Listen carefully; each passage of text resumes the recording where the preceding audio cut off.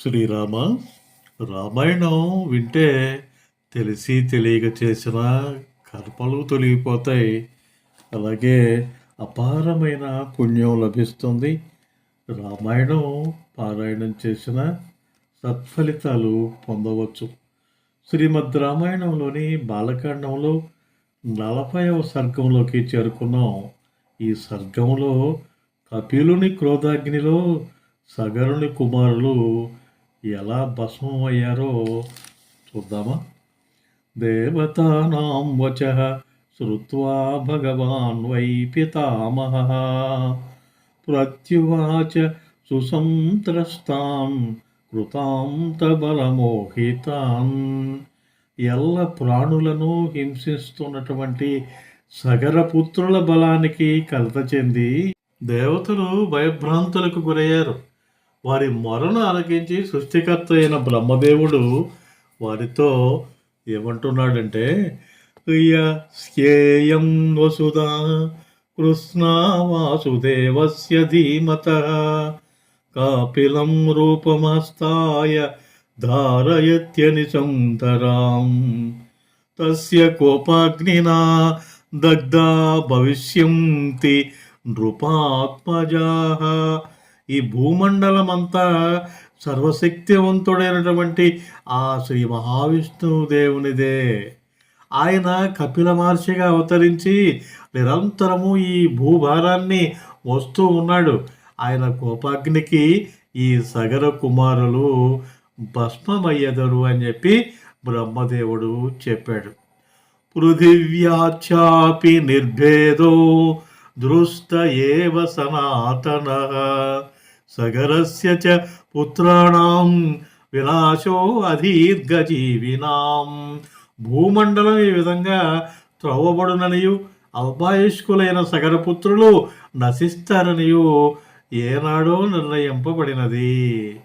పితామహవచః శ్రుత్వా త్రయస్త్రింశదరిందమ దేవాః పరమ సంహృష్టాః పునర్జగ్ముర్యథాగతం. బ్రహ్మదేవుని యొక్క ఈ అభయవచనాలను విని 33 మంది దేవతలు, అష్టవసువులు, ఏకాదశ రుద్రులు, ద్వాదశాదిత్యులు, 2 అశ్వనీ దేవతలు, గంధర్వులు మొదలైన వారు మిక్కిలి సంతోషించిన వారై తమ తమ స్థానాలకు తిరిగి వెళ్ళిపోయారు. సగరస్య చ పుత్రాణం ప్రాదురాసీన్ మహాత్మనాం పృథివ్యాం భిద్యమానాయాం నిర్ఘాత సమనిస్వనః తతో భిత్వా మహీం సర్వే కృత్వా చాపి ప్రదక్షిణం సహితా సాగరా సర్వే పితరం వాక్యమబ్రువన్. మహాబల సంపన్నులైన సగరపుత్రులు భూమిని ఈ విధంగా తవ్వుతూ ఉండగా వారి వినాశనానికి సూచకంగా పిడుగుపాటు వంటి ఒక మహాధ్వని ఉద్భవించింది. వారంతా భూమినంతయును తవ్వి ప్రదక్షిణ చేసి తండ్రి వద్దకు వెళ్ళి ఆయనతో ఇలా అంటూ ఉన్నారు. పరిక్రాంత మహీ సర్వా సత్వవం తచ్చ సూదితాః దేవదానవ రక్షాంసి పిశాచోరగ కిన్నరాః న చ పశ్యామహే అశ్వం తం అశ్వహర్తారమేవ చ కిం కరిష్యామ భద్రం తే బుద్ధిరత్ర విచార్యతాం. సమస్త భూమండలాన్ని గాలించాం. బలవంతులైన దేవ దానవ రాక్షసులను, పిశాచాలను, నాగులను, కిన్నరలను మట్టు పెట్టాం. అయితే యజ్ఞాశ్వమును కానీ దాన్ని అపహరించిన వాడిని కానీ కనుగొనలేకపోయాము. బావుగా ఆలోచించి మా కర్తవ్యమును తెలపండి, మీకు పుణ్యం ఉంటుంది అని చెప్పేసి సగరుని పుత్రులు సగర మహారాజుని కోరారు. తేషాం తద్వచనం శ్రుత్వా పుత్రాణం రాయసత్తమః సమన్యురబ్రవీద్వాక్యం సగరో రఘునందన. ఓ రఘునందన, సగర మహారాజు తన పుత్రుల మాటలను విని వారు రిక్తహస్తములతో వచ్చినందుకు కుపితుడై ఇలా అంటూ ఉన్నాడని చెప్పి విశ్వామిత్రుడు ఆ శ్రీరామచంద్రుడికి చెప్పారు.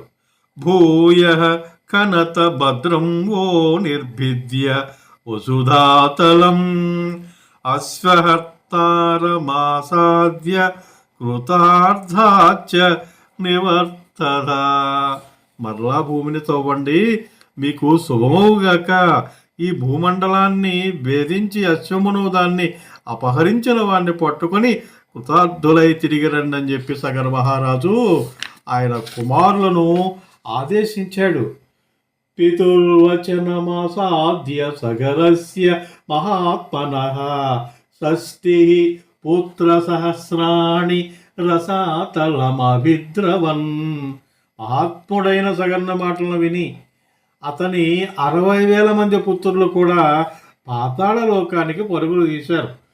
కన్యమానే తతస్తస్మిన్ దదృశు పర్వతోపమం దిశా గజం విరూపాక్షం ధారయంతం మహీతలం.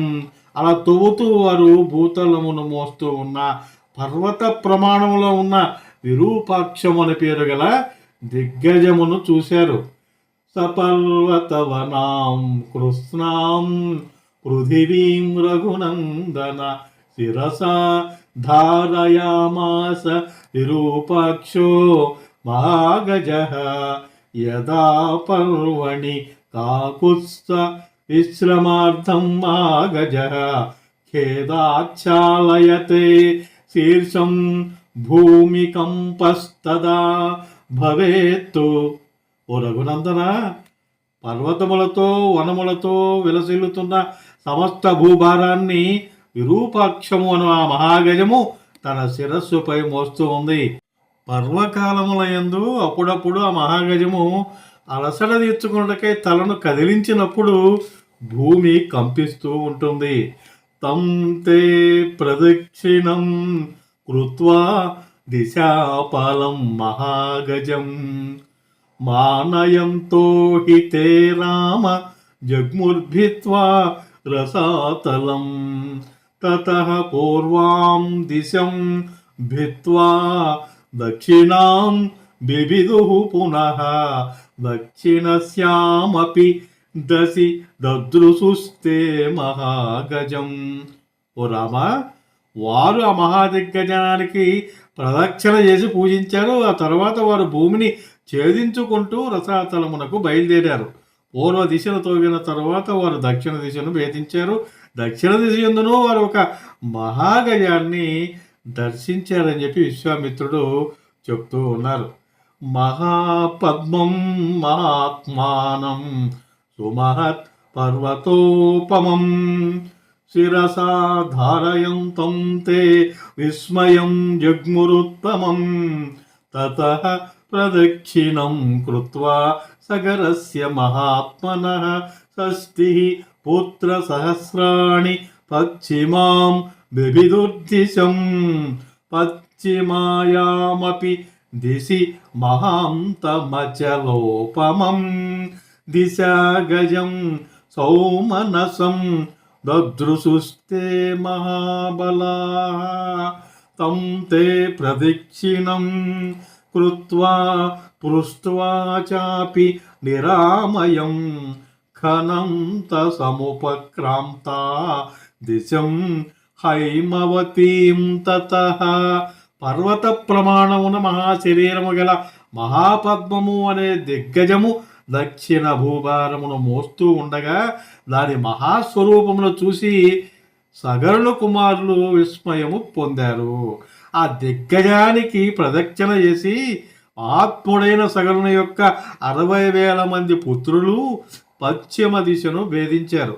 పశ్చిమ దిశ యందు భూభారమును వహించుచున్న సౌమనసము అనే పర్వత ప్రమాణ శరీరము గల మహాదిగ్గజమును ఆ మహాబలశాలులు చూశారు.